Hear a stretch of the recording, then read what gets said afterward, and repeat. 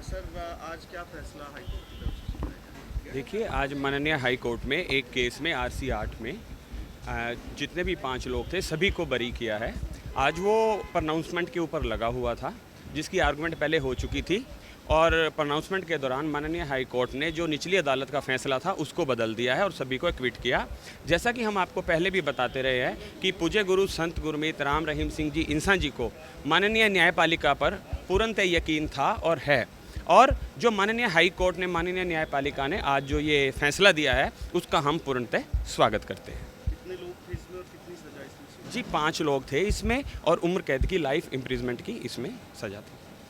इसमें रंजीत सिंह की हत्या का मामला था। जी जी क्या जी रंजीत सिंह किस पोस्ट पर थे और क्या ये पूरा मामला था? देखिए, इसके लिए मैं आपसे चाहूँगा कि एक बार जजमेंट अपलोड हो जाए, आज शाम तक या कल तक वो आ जाएगी। जैसे ही वो अपलोड होती है तो उसमें सारांश उसमें होगा, तो उसके अकॉर्डिंग पहले उसको पढ़ के फिर मैं आपको तुरंत बता पाऊंगा कि माननीय हाई कोर्ट ने इसमें क्या कहा। Thank you. सर आज क्या रहा मामले में और ये क्या मामला था पूरा बता दीजिए। देखो, रणजीत मर्डर केस इसको बोला जाता है। वो रणजीत डेरे का वैसे उसे मैनेजर बता रहे हैं मीडिया में, वो गलत है। वो स्टेट लेवल कमेटी का 10 मेंबर कमेटी का सदस्य था। तो उसका कत्ल हुआ 10/10/2002 को। तो उसकी तफ्तीश डेरे बल घुमाई गई। तो लेकिन इसमें बहुत सारी कमियां थी, इस करके जोड़ा है वो आज अदालत ने सभी की अपीलें मंजूर कर ली और सबको बरी कर दिया। और CBI अदालत जो पंचकुला की है, सेशन कोर्ट, उसके जजमेंट को रिवर्स कर दिया और सबको एक्विट कर दिया, बरी कर दिया। क्या क्या CBI कोर्ट की तरफ से क्या फैसला सुनाया गया था सर? CBI की तरफ से फैसला सुनाया गया था भी ओरल एविडेंस जो बहुत ही डाउटफुल था उसको मानते हुए सज़ा कर दी थी पहले। लेकिन इसमें ना तो वेपन रिकवर हुआ कोई, ना ही वो वैगनार कार पे दौड़ने की एलिगेशन थी, वो वैगनार कार रिकवर हुई। ना ही इसमें 4 जो है हमलावर अलेज किए गए थे, उसमें से 2 को अलेज किया, 2 उनको मिले ही नहीं कहीं।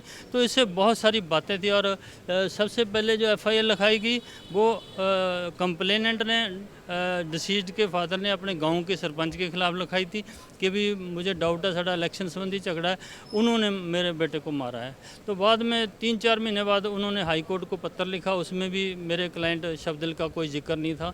तो इसमें बहुत सारे लकूने थे, यानी आफ्टर थॉट एविडेंस था जो बहुत ही डाउटफुल था। प्रेजेंस ऑफ अलेज्ड विटनेस वो प्रूव नहीं होती थी, वेपन की रिकवरी प्रूव नहीं हुई। जो वेपन अलेज किया शब्दिल के पास वो मानसा कोत जानी जो आर्मरी थी मानसा उसमें जमा था।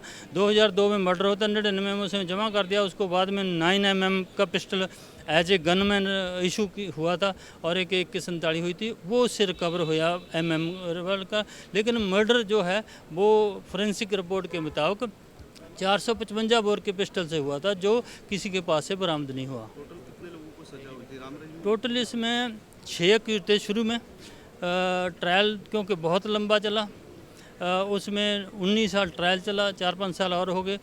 इन लोगों ने बहुत सफ़र किया, ख़ास तौर पे मेरे क्लाइंट ने तो उसकी ज़िंदगी बर्बाद हो गई। 14 साल तो उसने ऑलरेडी सज़ा काट ही ली थी, तो उसकी जॉब भी चली गई थी। अब परमात्मा ने कृपा करिए, चलो भाई वो कुट हो गया। इस तो मामले में 2 गवाह थे जिन्होंने कहा था कि हमारे सामने जो हत्या हुई थी और शायद खट्टा सिंह के सामने साजिश नहीं। रचने की भी खट्टा सिंह ने ये एक बार गवाही दी थी, हालांकि बाद में मुकर गया था, फिर शायद एडमिट दोबारा दिया था। तो इसको मतलब कैसे सेटिस्फाइड किया? नहीं, मौका वारदात पे तो डिसीज्ड का फादर अलेज कर रहा है भी जोगिंदर सिंह, और एक उसका चाचा, 2 अलेज किए गए थे। लेकिन उनमें डिस्क्रिपेंसी बहुत थी। जो अस्पताल में ले जाने के लिए जोगिंदर सिंह कहता भी वो भी हमारे साथ था, लेकिन वो कहता मैं बिल्कुल नहीं गया। ऐसे बहुत से सीरियस डाउट क्रिएट होते थे। तो इस करके ही जरा कोर्ट ने हेठला फैसला सेटिस्फाइड कर दिया।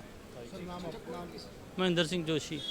किसी तरह का आरोपियों जो बरी हुए उन लोगों को राहत भी सरकार कोर्ट में देने की बात की किसी और तरीके से? राहत तो मिली गई जब केस ही खत्म हो गया, केस झूठा पाया गया है जी। ठीक है सर।